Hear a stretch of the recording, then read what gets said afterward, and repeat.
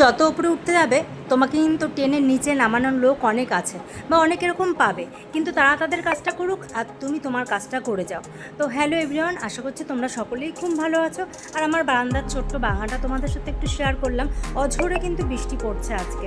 আমার কিন্তু জীবনে অনেক বন্ধু আছে যাদের সাথে আমার নিত্য হয়তো ফোনে কথা হয় না, কিন্তু সবার সাথে আমার খুব ভালো সম্পর্ক রয়েছে, যার জন্য তারাও আমাকে খুব ভালোবাসে, আমিও তাদেরকে খুব ভালোবাসি।